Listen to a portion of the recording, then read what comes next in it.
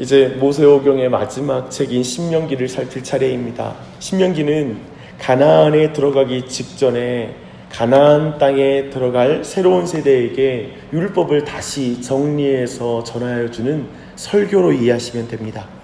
그래서 신명기는 모세오경을 정리하는 책이라고 말할 수 있습니다. 그리고 신명기는 이제 모세가 자신의 생애를 마치기 전에 가나안 세대에게 전하는 마지막 유언과 같은 말씀이기 때문에 더욱 우리에게 더욱더 분명하게 전달이 됩니다. 주목할 것은 모세가 전한 내용은 여호와께 들은 말씀이라는 사실입니다. 3절 보면요, 그들을 위하여 자기에게 주신 명령을 다 알렸으니 라고 1장 3절에서 말하고 있습니다. 우리는 모세의 1차적인 역할이 뭘까 했을 때 주의 깊게 하나님의 말씀을 듣는 것이 모세의 1차적인 사명이라는 걸 보게 됩니다. 모세는 듣는 것만 전하지 그 내용을 수정하거나 개정하거나 교정하거나 개선시킬 필요가 없습니다. 그래서 그 들은 것을 전하는 것이죠. 이제 모세가 설교한 내용은 두 가지로 요약될 수 있어요.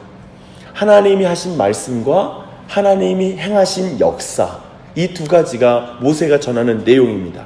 이것을 다르게 말하면 이렇게 말할 수 있죠. 하나님께서 말씀하신 것과 하나님이 행하신 것, 그것을 우리에게 알려주고 있습니다. 모세의 설교의 목적은 분명해요. 이 목적이에요. 그 백성이 가나안 땅에 들어가 하나님 말씀에 순종하는 것, 그것이 바로 모세가 이 설교를 하는 목적입니다. 여기서 모세는 매우 의도적으로, 오늘 본문 보니까 1장에 보니까 매우 의도적으로 대조하는 것이 한 가지 있습니다. 2절 한번 보십시오. 2절 보면 호렙산에서 세일산을 지나 가데스 바네아까지 10하루길이었더라 라고 말하고 있죠. 지금 이스라엘 백성이 가나안 땅까지 들어가는 데 있어서 이제 출애굽해서 가나안에 이르는 길은 10하루길 정도라는 거예요. 근데 3절을 보니까 40째 해 11째 달이라고 말하고 있어요. 근데 그 3일 10하루면 갈 수 있는 길을 지금 40년 동안 걸었다는 걸 강조해서 지금 말하고 있는 것입니다. 모세는 의도적으로 이 시간을 대조하고 있습니다. 이스라엘의 불순종이 얼마나 많은 시간을 헛되이 광야에서 보내게 했는지를 말하고 있는 것입니다. 이것이 신명기의 전체적인 분위기입니다. 이제 모세가 전하는 말씀에 대한 반응에 따라 영원한 축복과 저주가 나누어진다는 걸 말하고 있는 거예요. 엄중하게 우리에게도 동일한 말을 하는 것입니다. 모세는 이제 1장 19절 이하로 사실 오래전 과거의 회상을 하기 시작합니다. 곧 가데스 바네아에서 12정탐꾼을 보냈으나 반역했던 그 역사를 돌아보고 있습니다. 하나님은 올라가서 취하라고 하시는데 이스라엘 백성은 그때 우리에게 정탐꾼을 보내어서 우리가 갈 길을 알게 해달라고 요청합니다. 하나님은 허락하세요. 여기까지는 문제가 없어요. 그러나 정탐꾼은 하나님이 어떤 분이신지, 또 하나님의 하신 말씀이 무엇인지, 그리고 하나님이 어떻게 행하셨는지를 전혀 기억하지 않고 불순종합니다. 반역하죠. 그들은 하나님이 자신들을 미워한다고 주장해요. 그런데 하나님은 그들을 미워한 적이 있어요? 아니요, 그들을 사랑했습니다. 그들은 모든 것을 반대로 말해요. 하나님이 가나안의 백성들을 너희 손에 붙여줄 거라고 말씀하셨는데 그들은 뭐라고 말하냐면 아모리 족속의 손에 우리를 붙였다. 우리가 그들에게 죽임을 당할 것이라고 말합니다. 그들은 하나님의 말씀을 듣기보다는 항상 하나님의 말씀을 왜곡하고 있습니다. 또 이스라엘 백성은 결국 하나님의 말씀을 듣기보다 왜곡된 말씀을, 사람의 말을 이렇게 듣고 불평하게 됩니다. 정탐꾼들이 가져온 포도송이는 좋아요. 하지만 안악자손이 너무나 강하게 보여요. 그래서 불평해요. 그들이 기억할 것은 그들을 위해서 싸우시는 하나님 아버지를 믿어야 되거든요. 이게 너무 중요해요. 그들을 위해서 싸우시는 하나님 아버지를 믿어야 돼요. 그런데 그들은 하나님 아버지를 믿지 못하고 가나안 사람을 더 강하다고 평가합니다. 그리고 낙심합니다.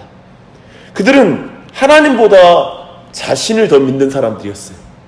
그들은 하나님보다 가나안 사람들이 더 강하다고 생각했어요. 스스로 하나님을 업신여겼어요.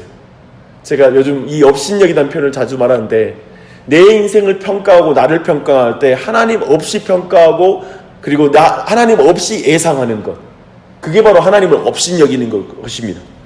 하나님 없이 그래서 애굽으로 돌아가자라고 주장을 하죠. 그래서 이스라엘 백성은 기회를 잃어버리고 맙니다. 그렇게 광야에서 1세대가 사라져요. 40년 동안 지내며 사라집니다. 지금 모세는 광야의 2세대와 그리고 그 2세대와 동일한 우리에게 지금 그 동일한 자리에 세우고 우리에게 이렇게 질문하고 있습니다. 이제 너에게 주어진 미래에 대해 어떤 태도를 취할 것이냐? 너에게 주어진 가나안 땅에서 너는 무엇을 취할 것이냐? 라고 묻습니다. 신명기가 주는 놀라운 교훈은 미래에 대한 우리의 태도에 대한 것입니다. 미래의 문제, 미래에 대한 우리의 태도는 신앙의 핵심이에요.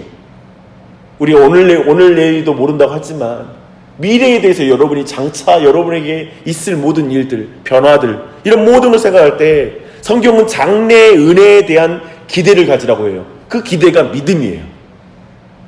오늘도 바라볼 때 이 장래에 대한 하나님의 은혜를 기대하는 게 믿음입니다. 찰스 스펄전이라는 목사님이 이렇게 말씀하셨습니다. 염려는 내일의 문제를 해결하는 데 도움이 되지 않습니다. 그것은 다만 오늘의 힘을 빼앗아갈 뿐입니다. 염려는 정서적 에너지의 낭비이자 영적 건망증을 나타내는 슬픈 표현입니다. 사랑하는 여러분, 장래일을 생각할 때 염려하지 마십시오. 미래의 불확실성을 두려움의 대상이 아니라, 그 미래의 불확실성은 우리의 두려움의 대상이 아니라 하나님이 베푸실 은혜를 바라볼 수 있는 대상입니다. 그걸 기대하고 기도하는 이 아침이 되시길 바랍니다. 이제 모세는 2장에서 계속 지난 광야교회의 세월을 회상해요. 방금 전에 봤잖아요. 영적인 건망증이 우리로 하여금 염려를 만들어요. 계속 광야를 이제 모세는 기억합니다. 광야에서 이스라엘은 싸울 대상과 싸워서는 안 되는 민족 대상을 구분해야 됐어요. 분별해야 했어요. 에돔과 모압, 암몬은 이스라엘의 형제 민족이었기 때문에 싸우면 안 된다고 하나님은 이들과 다투지 말라, 싸우지 말라고 명령하고 계십니다. 하나님은 그들에게 기업을 주셨기 때문에 그것을 빼앗아서는 안 된다라고 말씀하고 있습니다. 반대로 하나님이 싸우라고 말하는 대상도 있어요.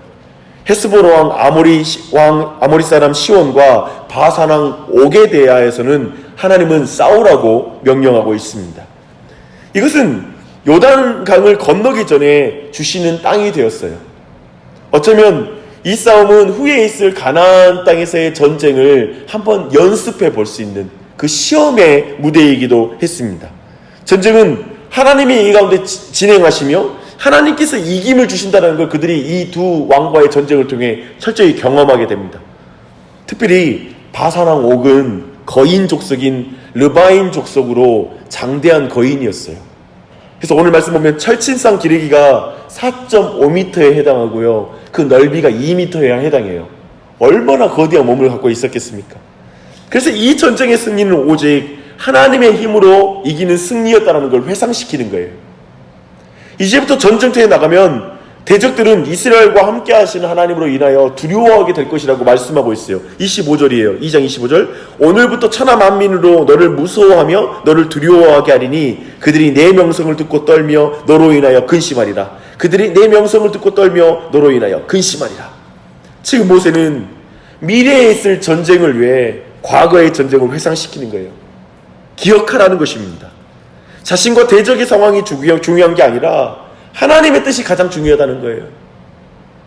그래서 싸워야 합니까? 싸우지 말아야 합니까? 라는 걸 늘 하나님의 뜻을 묻는 것이 하나님의 전쟁에서 제일 중요한 거예요. 주 안에 사랑하는 여러분, 오늘도 하나님의 뜻을 묻고 행하는 은혜가 있길 바랍니다. 하나님께 묻는 습관은 너무 중요해요. 이 묻는다라는 건 뭐냐면 하나님께 순종하고 싶은 마음이 선행해야 돼요. 그 순종하고 싶은 마음은 뭐가 필요하냐면 그 전에 또 필요한 게 뭐냐면 믿음이 필요해요. 하나님께서 나를 책임지신다. 나를 보호하신다. 나를 이끄신다. 하나님이 다 아신다. 라는 걸 믿을 때 우리는 하나님께 순종할 마음이 생기고 그때의 기도가 나와요. 생각해보면 기도가 먼저가 아니에요. 사실 자기 욕심으로 기도할 땐 기도가 먼저거든요. 근데 하나님께 순종하고 싶은 마음일 때는 먼저 믿음, 그리고 순종하고 싶은 마음, 기도. 이런 순서를 가져갑니다. 오늘도 그런 기도를 드리십시오. 이 한 날 순종하고 싶습니다. 주님을 믿습니다. 거기서 나오는 기도는 우리를 새롭게 하고 다르게 우리의 인생을 열어가요. 그 은혜가 있길 바랍니다. 사실 1장부터 3장은 신명기의 서론이라고 불립니다. 모세의 설교로 시작해서 기도로 마쳐요. 모세의 기도는 23절부터 29절까지 나오거든요.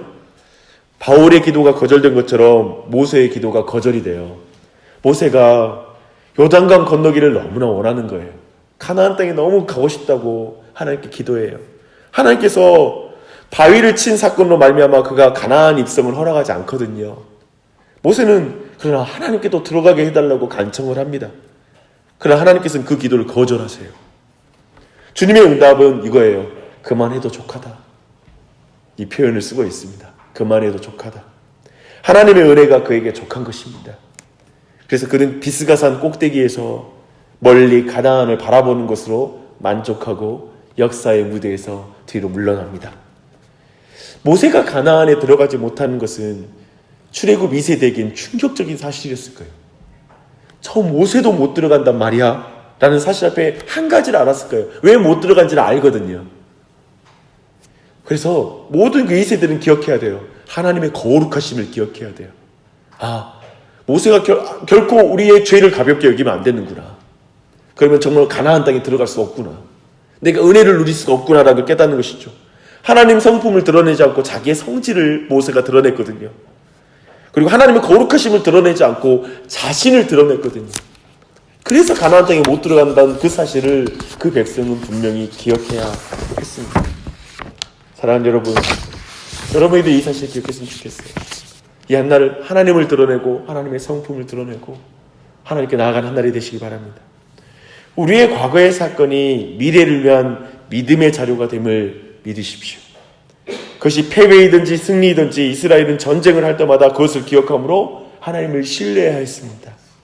그리고 기도하는 사람만이 나의 때와 나의 사명, 나의 역할을 알 수 있습니다. 그리고 자족할 수 있어요. 만족할 수 있어요. 하나님께서는 모세에게 충분하다고 말씀하셨어요. 하나님이 충분하다고 하시면 충분한 거예요. 때론 우리가 기도할 때 거기 있어. 자족해. 우리는 계속 뭔가에 불만이 있어서 기도하죠. 뭔가 어려운 일이 닥쳐 기도하죠. 때로는 하나님 우리에게 이렇게 말씀할 수 있어요. 자족해라. 너는 남들에게 없는 것이 있다. 라고 말씀하실 수 있습니다. 감사하십시오. 모세는 그때 자기 역할을 받아들이고 여호수아를 세웠습니다. 우리도 우리의 역할을 받아들이고 다른 사람을 세울 수 있는 사람이 될 수 있겠죠. 또 이 한날도 그런 은혜가 있길 바랍니다. 함께 기도하시겠습니다. 하나님 아버지, 이 아침에 우리 모두를 부르셔서 함께 기도할 수 있도록 인도하시니 감사합니다. 하나님, 모세의 설교를 새롭게 듣는 신명기 통독이 될 수 있도록 은혜 베풀어 주시옵소서. 여호와께서 말씀하시는 것을 듣게 해주시고 여호와께서 행하신 것을 기억하게 하여 주시옵소서. 하나님, 우리의 인생길 10하루길이면 갈 수 있는 길을 40년 동안 걸은 것처럼 하나님께서 오늘도 우리에게 내가 순종할 것이냐 아니면 불순종할 것이냐, 불순종으로 말미암아 내 시간을 허비하며 헤맬 것이냐 아니면 순종하여 내가 인도하는 땅으로 나아갈 것이냐라고 우리에게 묻고 계십니다. 하나님, 이 한날을 걸어가는 우리 사랑하는 지체들에게 은혜 베푸셔서 주님, 순종하는 이 한날이 되게 도와주시고 주님의 말씀에 순종하되 주님이 우리를 신실하게 인도하시고 보호하시고 공급해 주시는 걸 믿음으로 말미암아 하나님께 순종하고 싶은 마음으로 하나님께 기도하는 이 아침이 되게 주시옵소서. 그렇게 주님 앞에 나아갈 때 주님이 이 한날도 우리에게 주신 사명과 우리에게 주신 때를 그리고 우리의 역할을 충분히 감당하고 자족하며 감사하며 모든 일을 넉넉히 감당할 수 있도록 도와주시옵소서. 끊임없이 우리의 마음을 낙심시키는 말들과 그리고 여러 문제들이 있고 그리고 대적들이 있는 이 세상 속에서 주님 우리를 보호해 주시고 지켜주시고 그 과정 속에 오직 순종을 통해 하나님께서 우리와 함께 싸우시고 우리와 함께 일하시사 대적들을 두렵게 만들어 시온의 왕과 그리고 하나님 바산왕 옥을 주님 무너뜨리신 그 하나님을 바라볼 수 있도록 은혜 베풀어 주시옵소서. 그 하나님과 동행함으로 이 한 날도 승리하는 한 날이 될 수 있도록 은혜 베푸시길 기도합니다. 주님, 온 교회가 기도하기 원합니다. 주님, 기도하여 주님이 우리에게 허락하신 삶을 살 수 있도록 우리 교회의 모든 문제들과 상황들을 오직 기도 가운데 하나님을 의지하며 나아갈 수 있도록 이 교회에게 은혜를 베풀어 주시옵소서. 특별히 이제 교회 공간 확장을 위해 계약을 하고 공간 확장해 나가는 모든 과정을 걸어갈 때 온 교회에 은혜 베풀어 주시옵소서. 모든 것에 감사드리며 또 특별히 오늘 기도하는 사랑하는 지체들에게 은혜 베푸셔서 그 기도를 도와주시기를 간구합니다. 예수님의 이름 받들어 기도드립니다. 아멘.